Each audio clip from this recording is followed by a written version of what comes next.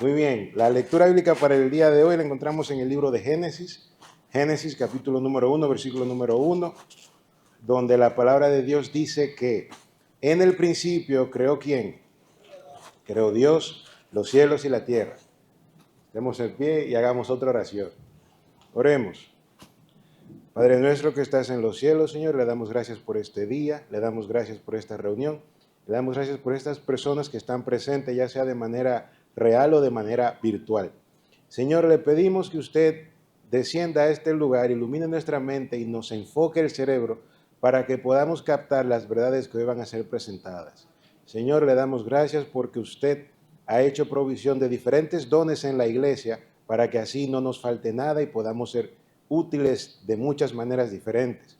Permita que hoy podamos conectarnos al don de la mayordomía para que así usted nos haga mayordomos fieles, que podamos dar no solamente un buen testimonio aquí en la tierra, sino que también podamos ser una bujía que traiga y avance más el mensaje que usted tiene para que muchas personas puedan ir al cielo. Señor, acompáñenos en el material que vamos a ver y gracias porque sabemos que usted está con nosotros en el nombre de Jesús. Amén. Muy bien, ¿cuál es la intención? A ver. Ok. ¿Cuál es la intención de lo que estamos haciendo el día de hoy? La intención de lo que estamos haciendo el día de hoy es compartir información con usted para que usted tenga una perspectiva más informada o mejor informada en relación a algo que usamos todos los días que se llama dinero. ¿Se llama cómo? Es curioso y es hasta un poco extraño que uno va a la escuela 12 años, luego a la universidad 4 años, luego a la maestría 2 años, luego un doctorado 4 años, y a menos que usted por su propia cuenta investigue, nadie se toma el tiempo de explicarle a uno qué es el dinero, de dónde viene, por qué existe, quién lo usa, por qué se usa así, por qué no se usa de otra manera, etcétera, etcétera, etcétera. Es algo extraño porque ni en tu propia casa te lo explican bien porque tu papá no sabe. Algo que usamos tanto y no lo conocemos. La Biblia dice en el libro de Proverbios que sobre todas tus posesiones adquieras inteligencia. ¿Por qué? Porque si usted tiene un carro y el carro se le apaga y usted no sabe cómo funciona el carro no arranca. Pero con relación al dinero, es un carro que usamos a diario y no sabemos cómo funciona, ni por qué existe y quién se lo inventó. ¿Qué queremos hacer el día de hoy? El día de hoy, el presentador, este que está aquí, quiere compartir con ustedes información lo más sencillo posible para que usted tenga una idea más clara, para que entonces usted llegue a su propia conclusión. El trabajo del presentador nunca es manipular la conclusión a la que usted llegue. Mi trabajo simplemente es enseñarle a usted la información para que usted llegue a su propia conclusión. Quiera Dios que el Espíritu Santo lo guíe a una conclusión correcta para que usted pueda tomar decisiones correctas. Muy bien, ¿dónde empezamos? Empezamos en el año 1683 a.C. ¿Qué tiene de importancia este año? Bueno, usted sabe que después del diluvio, ¿cuántas familias quedaron sobre la faz de la tierra? Una sola. ¿Cuántos hijos tenía esa familia? ¿Cómo se llamaban? Sem, Can y Jafet. Pregunta examen, ¿de dónde vienen los judíos? ¿De cuál de ellos tres? ¿Han oído ustedes el término antisemita? Anti es en contra de y semita es de los descendientes de Sem. Uno de los hijos de Sem, pues fue el tatarabuelo de este muchacho Abraham. Pero el punto es, cuando salieron del arca y se empezaron a establecer sobre la tierra, solamente había una sola familia. La economía familiar podría decirse que es sumamente pequeña. Hay una persona que dijo, en mi casa somos comunistas, en mi iglesia somos socialistas, pero en mi país somos capitalistas. ¿Por qué? Compartir las cosas entre familias es fácil. 2 hermanos, 3 hermanas, etcétera, etcétera. No hay problema, el que deja los zapatos lo hereda el otro y así sucesivamente. Los intereses no son tan numerosos como cuando ya se establece una aldea, una ciudad o un país. ¿Qué sucedió entonces? Los seres humanos, al ir llenando toda la tierra, se dieron cuenta que tenían que depender de otros seres humanos para sus necesidades de cada día. Una sola persona no era capaz de producir su propia ropa, su propia comida, su propia seguridad, su propio utensilios de trabajo, etcétera, etcétera, etcétera. Entonces cada uno comenzó a especializarse en diferentes tipos de obras. Uno era herrero, otro era agricultor, otro era cazador, otro era comerciante, y entonces empezaron a dividirse las, digamos, funciones económicas de una sociedad. Por eso el día de hoy nadie estudia todo porque todos tenemos que estudiar una sola cosa. La vida no nos da para estudiar 15 carreras. Aunque hay un hindú que hay que ver si es verdad, que supuestamente tiene el récord Guinness de más títulos alcanzados, porque el tipo tiene como 30 maestrías. Yo no sé si será verdad, pero él dice que sí. Y tiene una pared llena de asuntos. Usted busca en el internet cosas raras, el tipo tiene que 32 maestrías.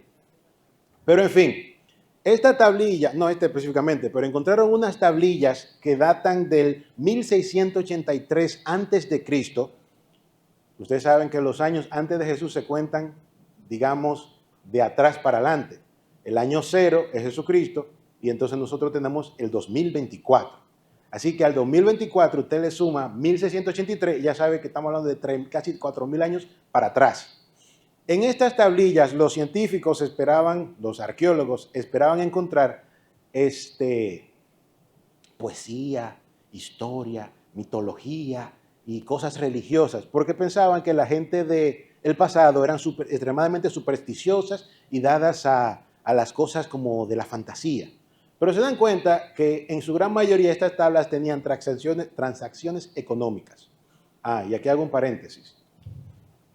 En el programa que hicimos el señor Paulino y yo, queremos darle a ustedes alrededor de media hora para que hagan preguntas y comentarios, quejas, desahogos y demás.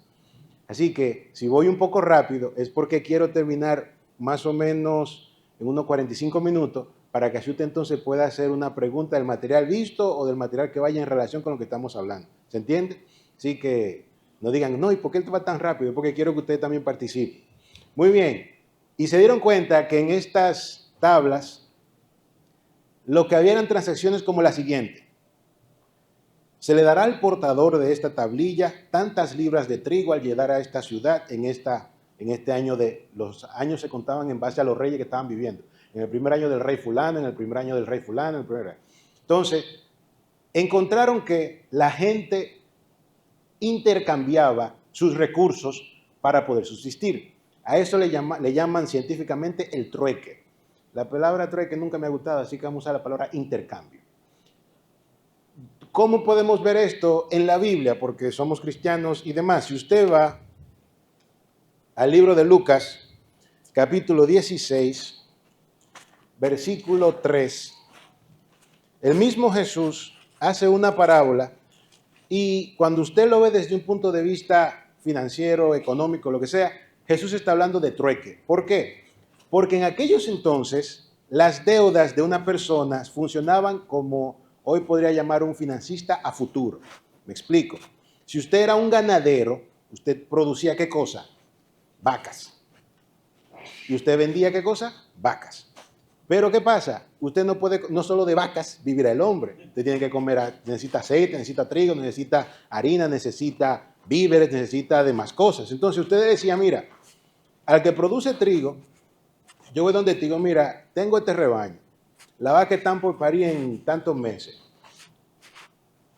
Vamos a hacer un negocio. El que produce trigo necesita vaca, porque no va a comer trigo solamente. Entonces ya está bien, la cosecha mía sale en 2 meses. Yo te doy tantas toneladas de trigo, tanta libra de trigo, a cambio de tanta cabeza de ganado. Pues hacemos el negocio. En esta parábola Jesús habla de algo similar. Fíjese lo que dice Lucas capítulo 16, versículo 13. Jesús está hablando de un mayordomo infiel a quien el dueño de la casa lo va a echar por malo. Entonces dice Jesús en el versículo 13, entonces el mayordomo dijo para sí, ¿qué haré? Porque mi amo me quita la mayordomía. Cavar no puedo. Mendigar me da vergüenza. Entonces dice la Biblia que el tipo pensó, ya sé lo que haré para que cuando se me quite de la mayordomía, me reciban en sus casas. Y llamando a cada uno de los deudores de su amo, fíjese qué era lo que esa gente debía. Dice, ¿cuánto debes a mi amo? Él dijo, 100 barriles de qué cosa. Él le dijo, Y le digo, toma tu cuenta, siéntate pronto y escribe 50. Después dijo a otro, ¿y tú cuánto debes? Y él dijo, 100 medidas de trigo. Él le dijo, toma tu cuenta y escribe 80. Y alabó el amo al mayordomo malo por haber hecho sagazmente, porque los hijos de este siglo son más sagaces en el trato con sus semejantes que los hijos de la luz. Ese chisme lo dejamos para otro día. Pero si usted se fija, las deudas eran en artículos, tanto de aceite, tanto de trigo, etcétera, etcétera, etcétera. Ese sistema era por necesidad y por las limitaciones del tiempo en el que aquellas personas vivían, pero inherentemente, o sea, dentro de ese sistema hay un gran problema, y es que las necesidades de las personas a menor escala no se pueden hacer con grandes transferencias. Me explico. Si usted quiere comprarse un par de zapatos, usted va a la tienda, paga X cantidad de pesos por un par de zapatos. Pero en aquel entonces, si usted quería un par de zapatos, entonces lo cambio a cambio de que 3 gallinas, un chivo. ¿Qué es un cambio equivalente? Bueno, y aquí le doy un pequeño adelanto. Los precios, se supone, dice la economía, son el resultado de dos personas que están dispuestos a hacer el intercambio sin ninguna presión externa. Si para usted un zapato vale 1,000 pesos y hay una persona que está dispuesta a darle a usted un par de zapatos por 1,000 pesos, entonces el precio de esos zapatos, ¿cuánto es? 1,000 pesos.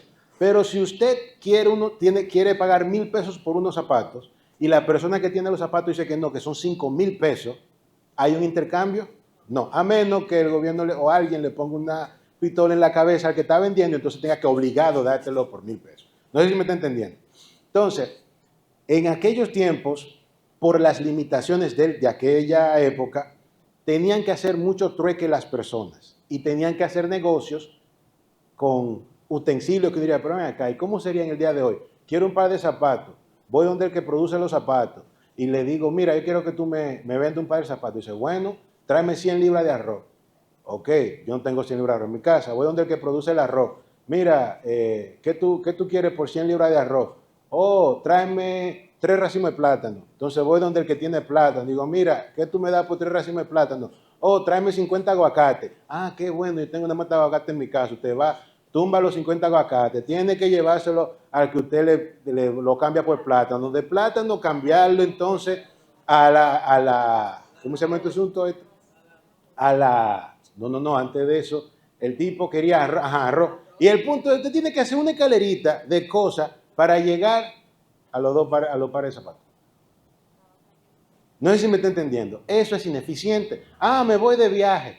Ok, usted quiere llegar a la próxima ciudad, pero usted no sabe si en el hotel donde usted se va a hospedar en aquella ciudad, usted tiene que pagar 2 gatos, ¿cómo se llama esto? Una pata de una vaca o algo, para usted poder pagar las 3, 4 noches que se va a quedar ahí. ¿Entienden lo difícil que es ese sistema? Por necesidad, en pequeñas comunidades se hace, pero a gran escala crea problemas. Entonces los seres humanos se dieron cuenta que no todo el mundo quiere cambiar lo que tú quieres. No todo el mundo necesita zapatos, no todo el mundo necesita arroz, no todo el mundo necesita trigo. ¿Por qué? Cada quien quiere lo que quiere. Y aquí le voy a dar otro anticipo a lo que sería si no se han dado cuenta, el día de hoy vamos a tratar con la pregunta, ¿qué es el dinero? Esa es la primera pregunta. La semana que viene, si Dios quiere, la pregunta es, ¿cómo creamos dinero? Pero hoy no toca eso. Pues sí, entonces los seres humanos se dieron cuenta que necesitaban ver qué era algo que todo el mundo estaba dispuesto a cambiar por otra cosa. Y la solución a la que llegaron fue que todo el mundo estaba dispuesto a cambiar cualquier artículo por uno de estos dos asuntos, o por oro o por plata. ¿Por cuáles dos cosas? No importa la ciudad, no importa el reino, no importa la sociedad. Si usted llegaba con oro, usted podía conseguir lo que usted quería. Si usted llegaba con plata, la gente estaba dispuesto a pagarle con plata. Por ejemplo, en el libro de Génesis hay el relato de cuando la esposa de Abraham muere, Abraham necesita comprar una cueva para sepultar a su mujer. Cuando él llega a la ciudad, porque acuérdense que él era caldeo, él no era cananita, Cuando él llega a esa ciudad, él le dice, mira, a los amorreos, le dice, mira, yo necesito sepultar a mi esposa, véndame el terreno de la cueva de Macpela. Bueno, uno de los que estaba ahí le dice, bueno, el terreno vale tanto, pero entre nosotros dos, ¿qué es eso? Coge el terreno. Y Abraham dice, no, no, dame precio y yo entonces sepulto a mi mujer. El tipo le dijo, cuesta tantos ciclos de plata. O sea, tanto peso de plata por la cueva y la propiedad que la rodea. El negocio entonces ahí se cerró. ¿Por qué? Abraham, que tenía miles y miles de cabezas de ganado, al punto que no podía estar con sus sobrinos porque tenían demasiado. Oiga, si usted mira bien, y este es otro chisme cristiano, cuando una vez secuestraron a Lot, ¿se acuerda que secuestraron a Lot? Que atacaron los reyes de Sodoma, y cuando se llevaron a la gente de Sodoma, se llevaron a Lot. Cuando secuestraron a Lot, y vinieron y le dijeron a Abraham, mira, secuestraron a tu sobrino. Dice la Biblia que Abraham agarró los nacidos en su casa, o sea, los hijos de los que trabajaban para él, y eran 300 hombres.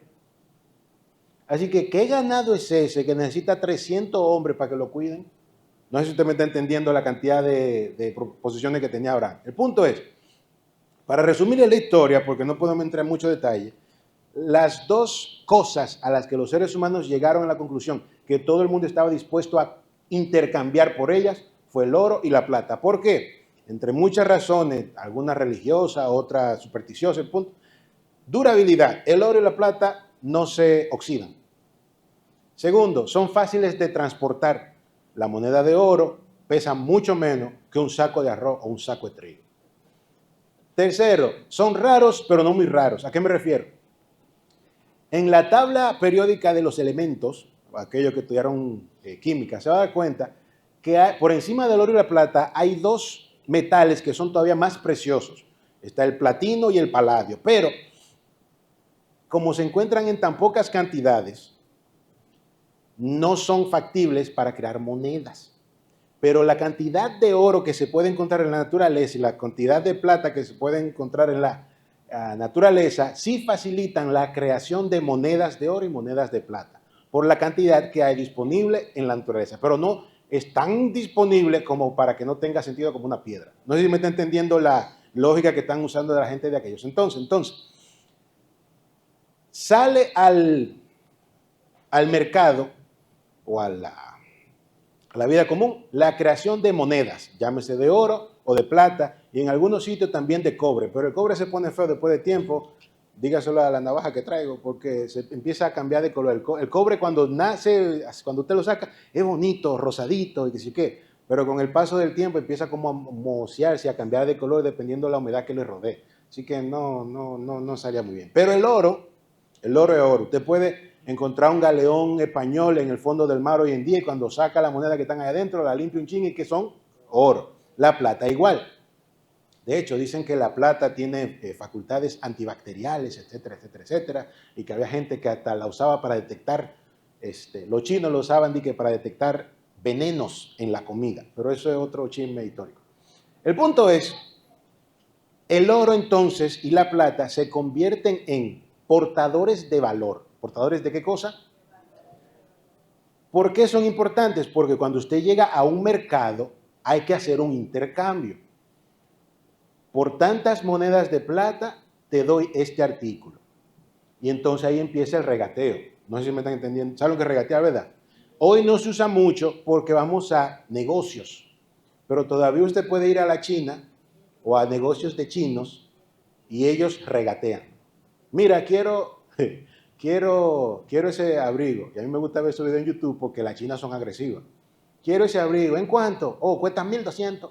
Y entonces el tipo dice, no, eso está muy caro, yo te voy a dar 300. Dice ella, no, pero yo no. Y ahí empieza el relajo. Y cuando usted mira bien, termina vendiendo eso por 400, 450. Cuando al principio ya quería 1,200 por un abrigo.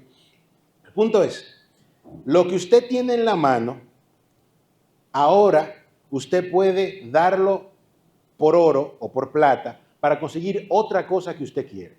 ¿Se entiende cómo funciona el intercambio? Y entonces eso facilita, bueno, todavía no lo va a decir chino, eso facilita que usted pueda conseguir lo que usted quiere más fácilmente. Ya no tiene que ir donde el que produce arroz, no tiene que ir donde el que produce plátano, no tiene que ir donde el que produce aguacate, sino que usted directamente va, quiero ese par de zapatos. ¿qué tú quieres a cambio de ese par de zapatos? Bueno, dame 2 monedas de plata. Entonces usted saca sus 2 monedas de plata y hace el intercambio. ¿Se entiende cómo funciona? La función de las monedas de plata y la función de la moneda de oro es simplemente facilitar el intercambio entre lo que el otro tiene y lo que usted quiere. ¿Por qué? Porque el que tiene el que está vendiendo los zapatos no es que quiere tener zapatos, es que quiere salir de ese zapato para buscar lo que sí quiere, ya sea la comida, una casa, etcétera, etcétera, etcétera. ¿Se entiende cómo funciona ese sistema económico? Muy bien. Y aquí viene el chismecito para que se vean un chisme.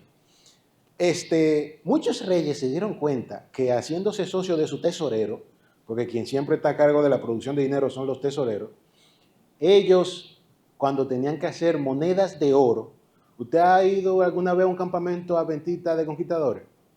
¿Se ha dado cuenta que cuando ya usted llega al tercer día, el domingo, los jugos como que saben un chin más suavecito? ¿Por qué?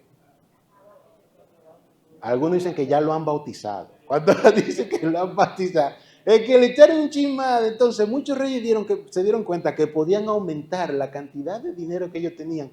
Si una moneda que se supone de 100% oro, la hacemos de 70, 65% oro total, la gente no tiene la manera de medir, así que ponían un chin de otra cosa en el medio y revestían eso de oro, así aumentaba la cantidad de oro que ellos producían. Y algunos eran más sabios porque si habían destinado, digamos, 1000 libras de oro para que fueran hechas moneda, si usted le quita el 30%, terminaba en la casa del rey y del tesorero y lo otro era lo que se producía para la economía. Pero eso es algo que solo pasaba en el pasado. Sin embargo, todavía hoy en día la gente anda buscando oro porque con el oro puede conseguir lo que quieren. Acuérdense, todo lo que estamos hablando es un simple sistema de intercambio. ¿Sistema de cómo? De intercambio, donde quien se está imponiendo ahora es el oro o la plata como el medio para facilitar la transacción. Eso que ustedes ven ahí ocurrió en la década de los 80, lo estamos en 2600, los 80 en lo que es la Sierra Pelada de Brasil. Esas personas que están ahí le llaman garimpeiros. Todos esos puntitos blancos que ustedes ven son hombres que cuando se descubrió oro en ese sitio, se fueron sin permiso y sin permiso de nadie y se metieron a remover la tierra para sacar pepitas de oro. Dicen que en su momento había más de 100,000 hombres matándose ahí para conseguir esos pequeños pedacitos de polvo de oro que después usted funde y empieza a hacer la barra. Pero lo interesante es que ahí pasó todo tipo de cosas y todavía hoy se siguen metiendo al Amazonas estos garimpeiros a buscar oro. ¿Por qué? Porque con el oro tú puedes cambiarlo por lo que tú quieras. ¿Se entiende a qué punto estamos llegando? ¿Qué sucede entonces? Los seres humanos, en su búsqueda de conseguir lo que quieren, van a grandes distancias y hacen grandes esfuerzos para conseguir lo que todo el mundo está dispuesto a cambiar por lo que ellos quieren. Me explico. Yo quiero un Porsche. Cuando yo voy al dealer que está aquí, digo, mira, ¿qué tú quieres por el Porsche? 50 racimos de plátano, 100 sacos de arroz. El tipo dice, no, este carro solo sale de aquí si tú me traes ¿qué cosa? Dinero. Entonces yo tengo que ir a la sociedad y ver cómo consigo el dinero para conseguir lo que yo quiero. Estos hombres se están matando ahí no porque les gusta andar metidos en los hoyos adentro de la tierra, no, es porque consiguiendo el oro, ellos entonces pueden conseguir lo que quieren. Ahora viene lo interesante.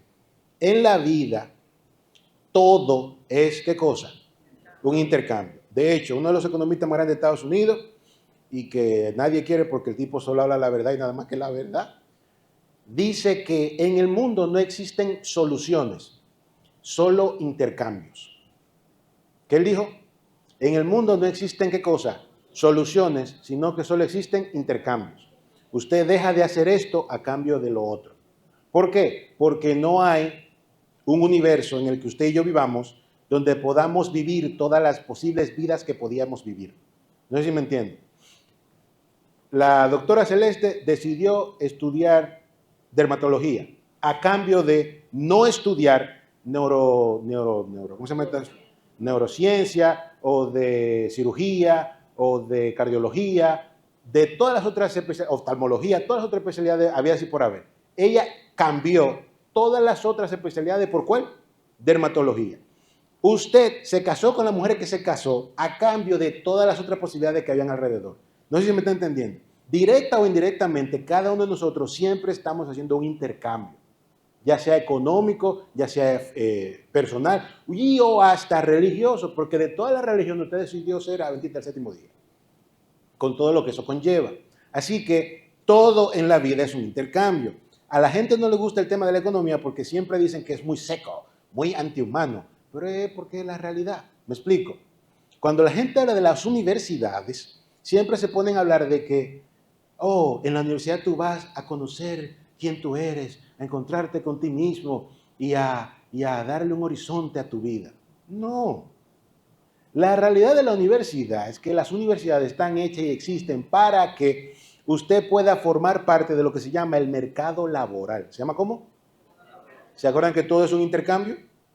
Cada uno de nosotros queremos cosas, ¿sí o no? Pero todo lo que queremos tiene un precio en una moneda determinada. Llámese pesos, dólares, euros, lo que sea. Para usted conseguir eso que usted quiere, necesita conseguir ¿qué cosa? Ese dinero.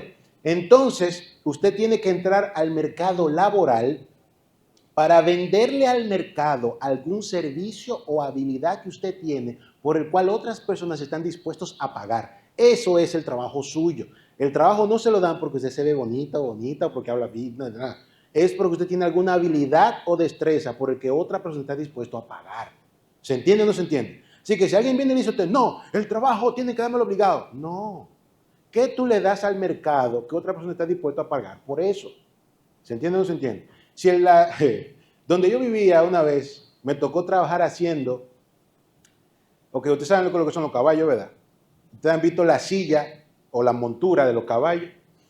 En mi último año de la escuela me tocó trabajar en un sitio donde hacíamos, una mexicana y yo, teníamos que tejer las sillas de los caballos para pegárselo al caballo. Abajo, en la panza del caballo, le tejíamos como si fuera, le llamamos un cinch, es como si fuera una correíta, ajá, que uno le podía hacer diferentes tipos de diseño y quedaban bonitísimos porque eran con una piel de alpaca, pelo de alpaca y un montón de cosas.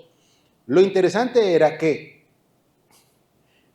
ese trabajo no pagaba muy bien. ¿Por qué? Porque en el mercado laboral de sillas de caballo no hay muchas personas participando porque no hay muchas personas que quieren silla de caballo. No sé si me entiende. Entonces, ¿qué pasa? Cuando usted va a la universidad, si usted va a la universidad o todo un muchacho que quiere ir a la universidad o tiene un hijo que vaya a la universidad, piense que, por ejemplo, en Estados Unidos, para no hablar mal de República Dominicana, un mecánico que brega con motores diésel gana casi el doble de lo que gana una que estudia psicología o pedagogía, etcétera, etcétera, etcétera. ¿Por qué? Porque hay menos personas estudiando mecánica diésel que personas graduándose de títulos universitarios. Entonces, ¿qué sucede con un artículo, aunque me estoy adelantando para la semana que viene? ¿Qué sucede con un artículo cuando hay mucho de eso en el mercado? Se lo doy con un ejemplo dominicano. Hubo un tiempo donde el que comía plátano aquí en este país era porque era rico. ¿Por qué? Porque pasó no sé qué cosa y entonces escasearon los plátanos. Entonces, al escasear los plátanos, ¿qué pasa con el precio del plátano? Pero ¿qué pasa cuando se produce mucho plátano en el país? ¿Qué pasa con el precio del plátano? ¿Entienden? Ya ustedes tienen un adelanto de lo que es la inflación. Pero al final de cuentas, en el mercado laboral, cada uno de nosotros, antes de entrar, no debemos pensar, ¿qué es lo que a mí me hace feliz? ¿Cuál es mi propósito en la...? No, eso no funciona. Lo único que funciona es responder esa pregunta. ¿Qué necesita el mercado? ¿Qué coma? Laboral. ¿Por qué? Porque el mercado laboral, el jefe va a intercambiar el dinero de la compañía a cambio de lo que tú le des. No sé si me está entendiendo. Por eso todo es, ¿qué cosa?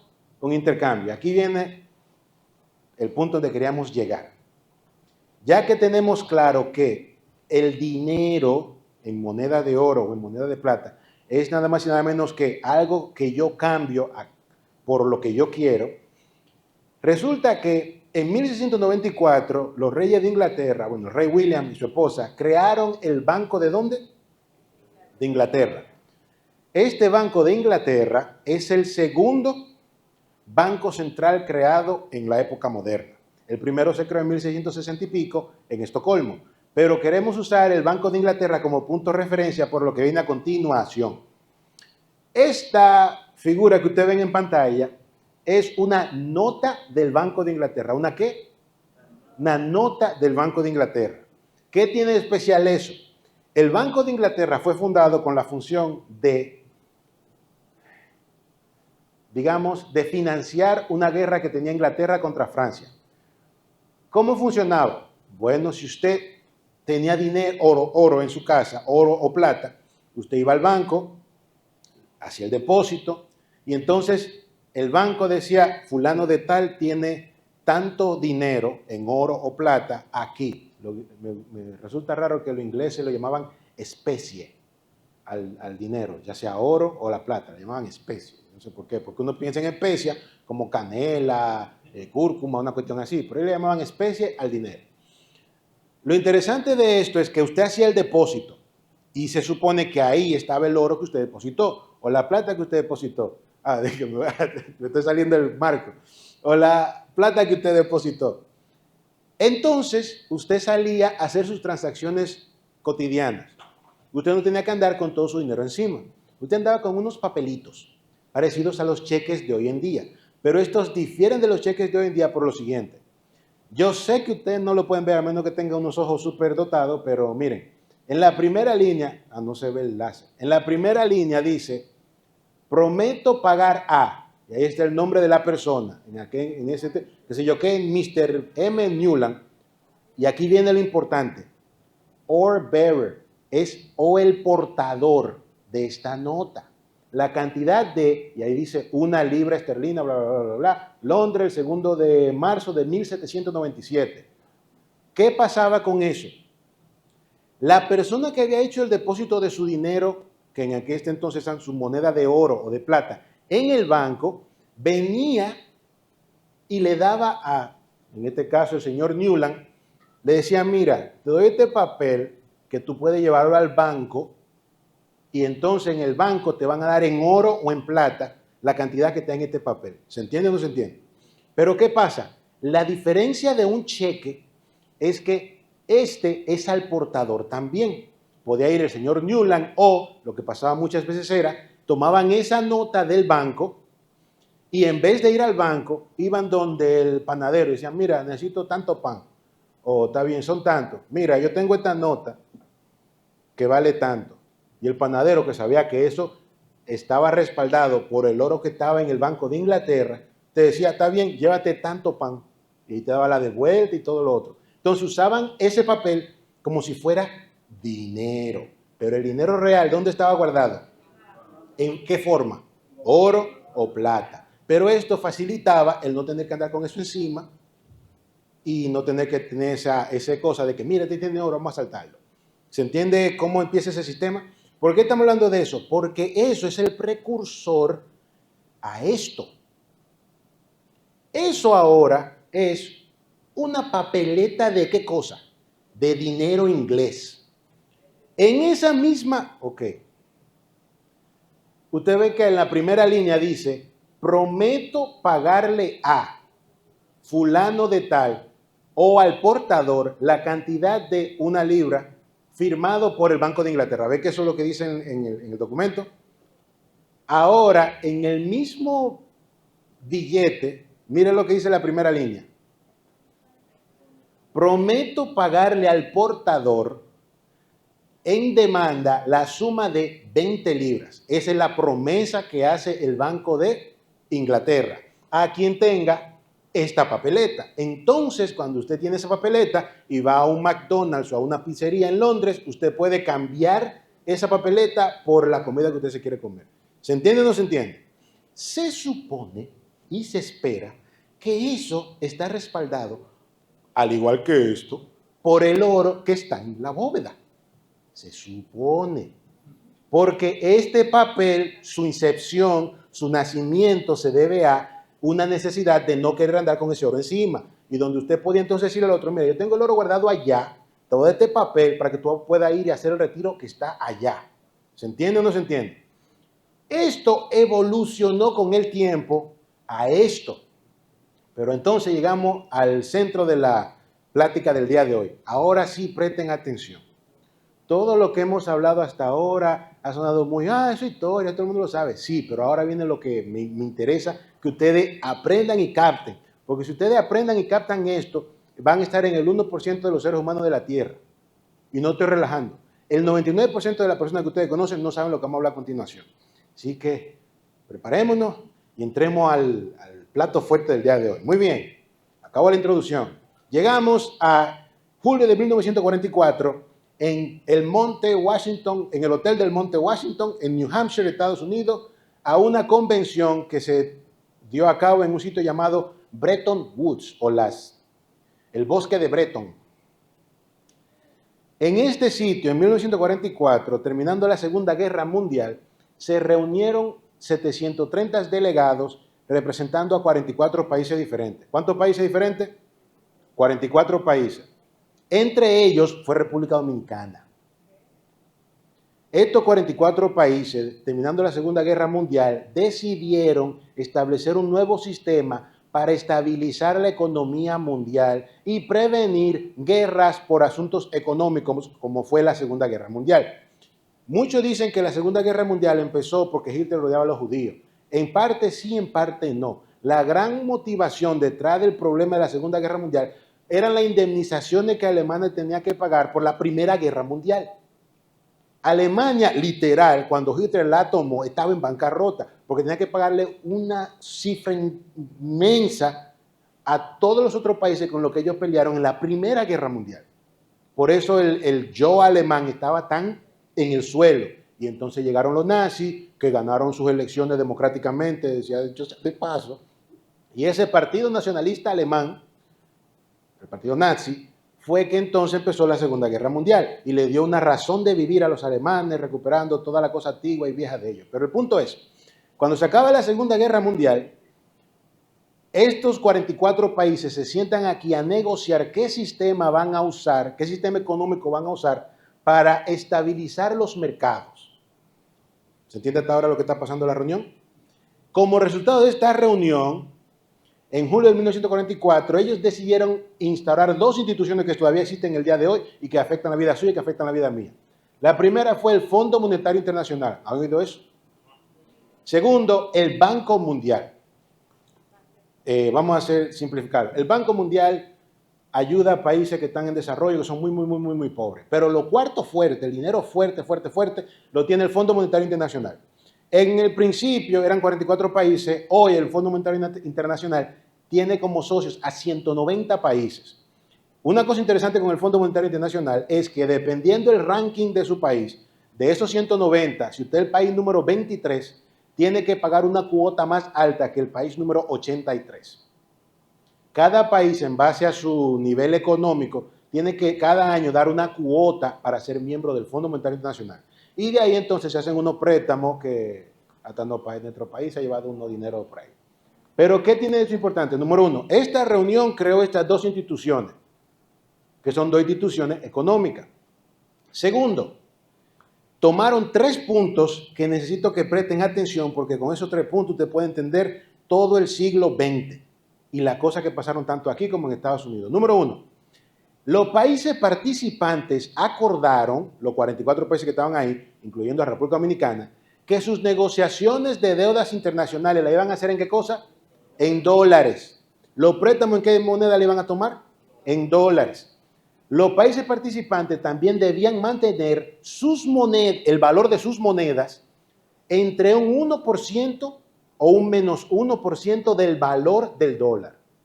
Por eso, algunos de ustedes recordarán, yo no, algunos de ustedes recordarán que en la época de Trujillo y en años y épocas pasadas, el valor del peso dominicano era el mismo del dólar. No era porque ellos tenían una magia ni nada de eso, sino que era, acuérdense, un 1% o un menos 1%. No sé si me están entendiendo. El peso entonces entró en ese acuerdo porque República Dominicana era uno de los 44 países ahí presentes. Cuando alguien le pregunte a usted, ven acá, ¿y por qué era que en la época de Trujillo el dinero valía tanto? Era por este acuerdo que hicieron. ¿Se entiende por dónde va? Muy bien. Este último punto es la llave dorada. Estados Unidos debía mantener el suministro de dólares en tal cantidad que una onza de oro valiera ¿cuántos dólares? 35 dólares. ¿Por qué? De los 44 países ahí representados, el que más oro tenía guardado era Estados Unidos.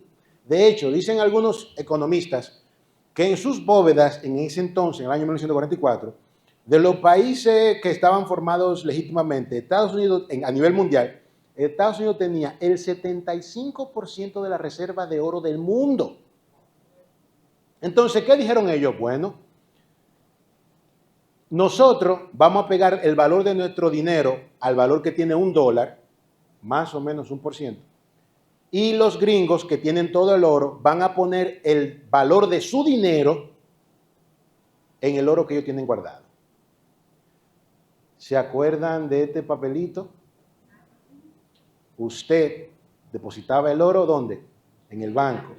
Entonces, si alguien quería una moneda de oro, usted le decía, ve al banco tal que yo deposité monedas de oro y ellos te van a dar ¿qué cosa? Moneda de oro para atrás, a cambio de este papelito. ¿Se acuerdan de esto?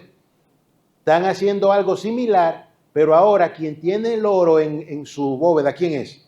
Estados Unidos. República Dominicana, Chile, Nicaragua, México y todos los otros, hasta Yugoslavia, creo que todos los otros países participantes no tenían ese dinero en su bóveda de sus países. Ellos tenían oro, pero no a la cantidad para el nivel que era la economía de ese entonces.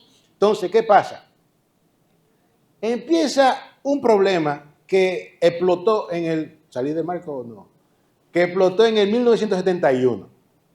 Este acuerdo se firmó ¿en qué año? 1944.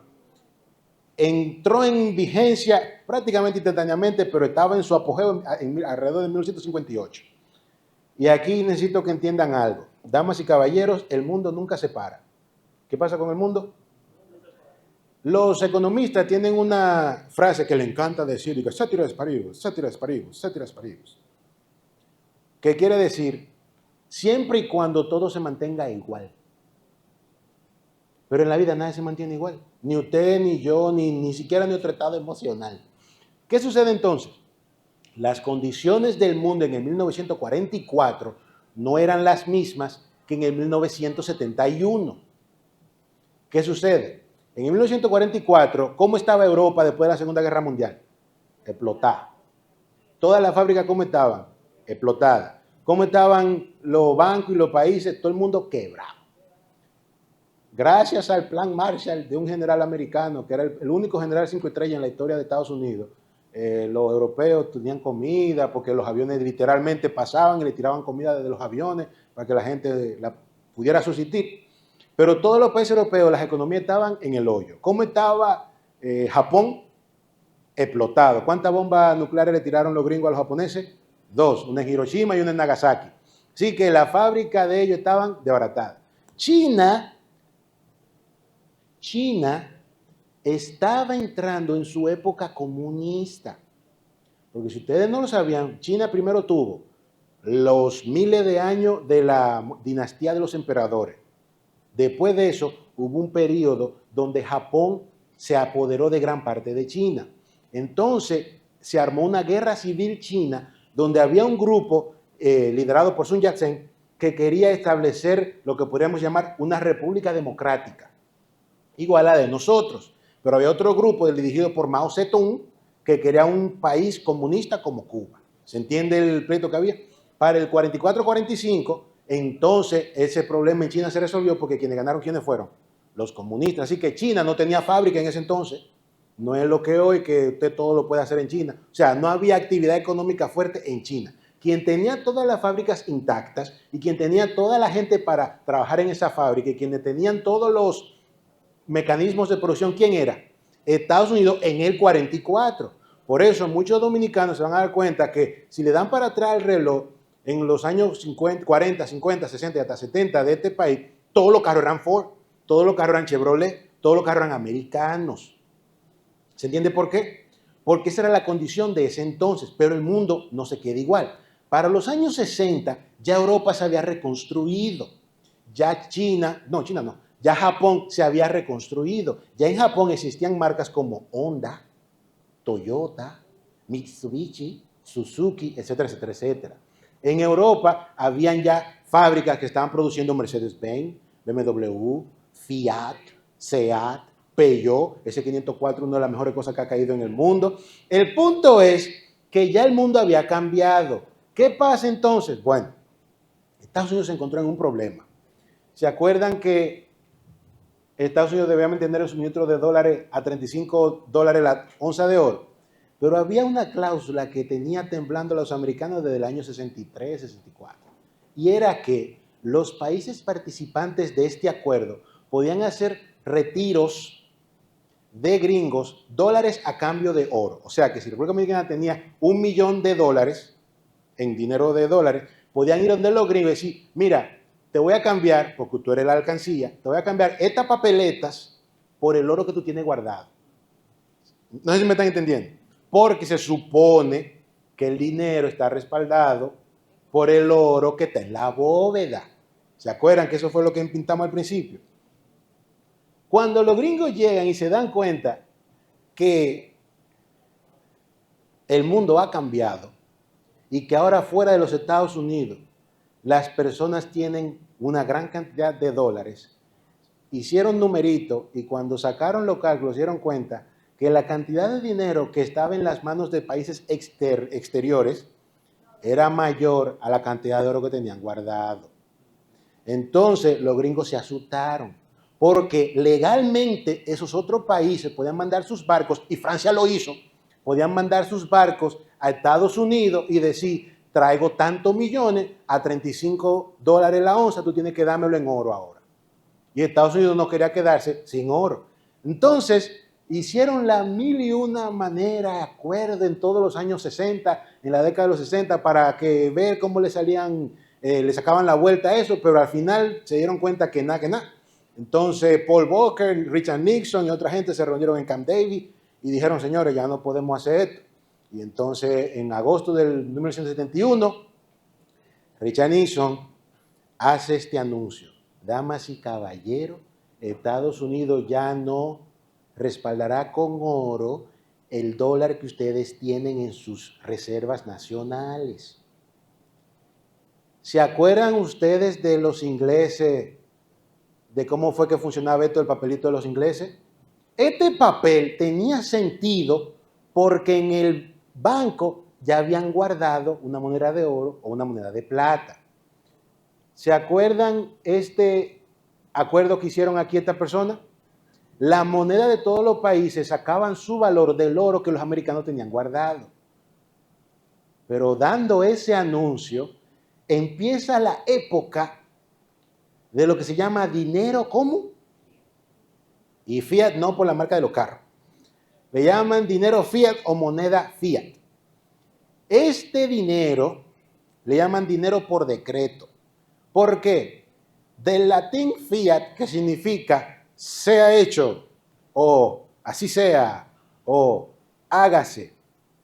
Ya el dinero tiene valor porque el gobierno le dice a usted que ese papel con ese 100 vale 100. ¿Respaldado por qué? Por lo que ellos le dijeron. No hay ya dinero no hay oro, no hay petróleo, no hay nada de eso que respalde lo que ese papel dice. ¿Entienden la evolución que hemos venido presentando? Primero, usted guardaba el dinero en el banco y sacaba el papelito para que usted fuera a buscar el oro que estaba en el banco. Después del papelito dijeron, no, que nos quedamos con el oro de los gringos.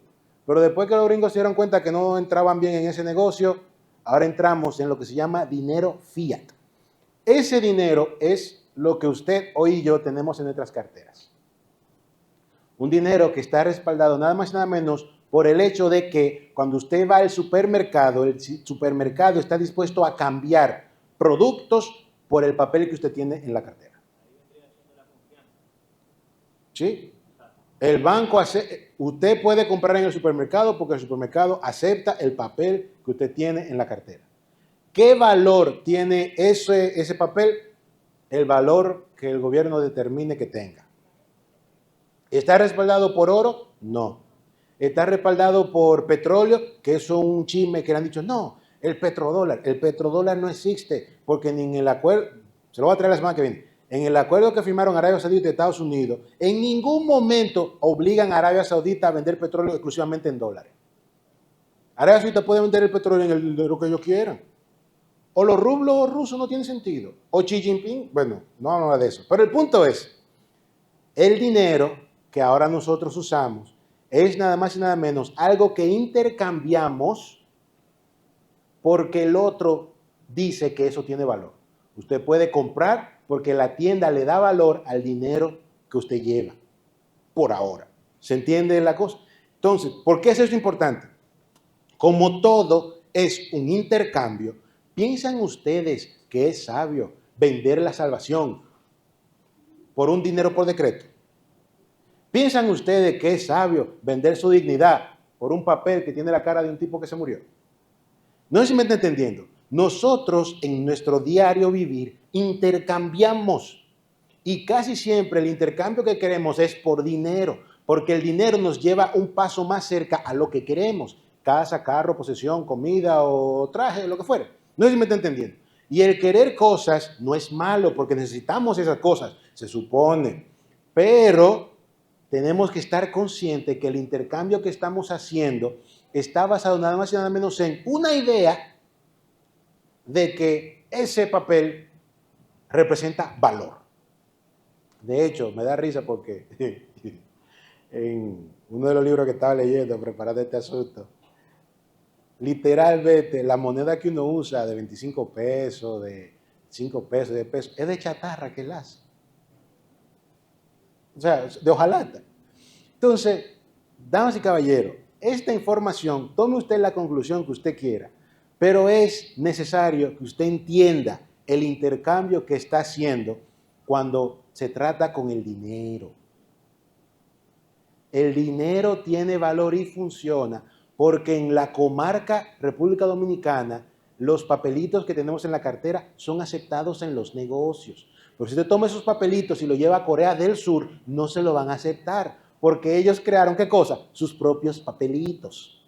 ¿Que están respaldados en qué? En el simple hecho de que usted y yo decidimos darle valor a esos papelitos en nuestro diario vivir. ¿Se entendió? Así que sabiendo eso, ya usted sabe que, y eso lo veremos la semana que viene, que en la creación de dinero, usted no puede intercambiar su futuro o vender su futuro a cambio de algo que no vale nada. Me explico. Hay personas que se han muerto literalmente por ataque de corazón, infarto, lo que fuere, por el estrés que le causó el papel. Hay personas que le han vendido los hijos al diablo a cambio de papel. ¿O en este país no se hacen pacto con Satanás? ¿A cambio de qué? De conseguir dinero. No sé si me están entendiendo. ¿Por qué? Porque nadie le enseñó que el dinero, hoy en día, como decía una canción de rock, es un gas. ¿Se entiende o no se entiende? Entonces, aquí cierro porque ya me pasé bastante y necesito darle los 20 minutos de la pregunta. Damas y caballeros, número 1, ¿cómo empezó la economía humana? Con personas intercambiando ¿qué cosa? Cosas, ¿como cuáles? Perfecto. Después se dieron cuenta que eso era muy ineficiente y medio molestoso, ¿sí o no? Entonces, ¿cuáles dos metales salieron reinando en el intercambio? ¿Por qué? Durabilidad, ¿qué más? Más fácil trasladarse con eso en una cartera. Y porque había suficiente para imprimir monedas, pero tampoco había tanto como para que usted lo encontrara en el patio de su casa. Tercero, ¿qué pasó en el Banco de Inglaterra en 1694?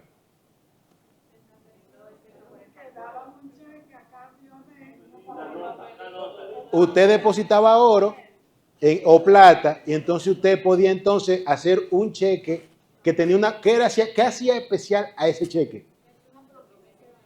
Pero acuérdese, estaba al nombre de la persona que usted está escribiendo el cheque, pero lo importante es esa frasita, al Eso hacía que el portador o la persona que le escribieron el cheque podía llevarlo a otro sitio para otra persona que se llamara Juan de los Palotes, iba a ir a sacar. Ese fue como la incepción de lo que hoy llamamos papel moneda. ¿Qué pasó en 1944 en Estados Unidos? Hubo una reunión con ¿cuántos países?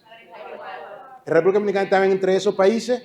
Y tengo que, alguien que de esos súper, que alguien para la próxima semana, que alguien me averigüe cómo se llamaban los representantes de República Dominicana que fueron a esa cosa, porque tengo que ver si una información que me llegó es verdad o no. Así que esa es la tarea que le quedo. Si alguien me puede, le voy a traer aunque sea un chocolate. Que alguien me diga quiénes fueron los representantes de República Dominicana que firmaron ese acuerdo. Muy bien. ¿Ese acuerdo se firmó en cuándo? 1900. ¿Qué dos instituciones mundiales se fundaron en ese congreso, en esa reunión? ¿Fondo cómo? ¿Y el banco? Muy bien. A ver quién tiene buena memoria. De la cosa que ellos aprobaron en ese congreso, ¿cuáles son las dos más calientes? Ajá. Pero en el caso de nosotros, el valor de la moneda de los países participantes tenía que mantenerse al 1% de qué moneda? Del dólar. Y el dólar tenía que mantenerse en una cantidad que diera ¿cuántos dólares la onza? Muy bien. O sea, que Estados Unidos no podía imprimir más de la cuenta. Y la semana que viene, si da el tiempo, vamos a hablar de por qué los impuestos eran tan altos en este periodo en Estados Unidos. Porque, y a manera de adelanto, vaya pensando en cuáles son las tres maneras en las que el gobierno se puede hacer de dinero. Legalmente el gobierno recauda fondos de tres maneras. De eso hablaremos la semana que viene. Entonces, ese sistema, se llamaba el sistema de Bretton, ¿duró hasta qué año? Ajá, ¿hasta qué año duró ese sistema? 1971. ¿Por qué los gringos se salieron de ese sistema y dijeron, no, yo no voy a seguir con eso? Los países exteriores tenían más dólares que el oro que ellos tenían en la bóveda. Y dijeron, no vamos a cambiar papel por el oro que debe. Entonces se acabó ese sistema, lo que introdujo el dinero por decreto, que usan una palabra latina que es ¿cuál? Fiat, que significa sea hecho. Y la semana que viene la semana que viene va a estar bueno, porque la semana que viene vamos a explicar lo más sencillo posible cómo los bancos hacen dinero, de dónde viene, quién lo pare, cuál es la mata. Porque usted ha oído la expresión de que, pero la gente piensa que los cuatro están en la mata. Señores, hay una mata que produce dinero, pero tiene un sistema y una manera de hacer. Así que venga la semana que viene para que usted sepa dónde está la mata del dinero. Así que la siguiente presentación se titulará ¿cómo creamos dinero? Damas y caballeros del jurado, esta ha sido la presentación. Tomen ustedes sus conclusiones, le agradezco la participación y esperamos que usted entonces empiece a recapacitar un poco las decisiones que toma en base al intercambio que usted está haciendo. Porque no tiene sentido vender el alma al diablo o vender su futuro por algo que nada más es un papel. De hecho, bueno, ¿qué le parece si estamos en pie? Oramos y empezamos con la pregunta y los comentarios.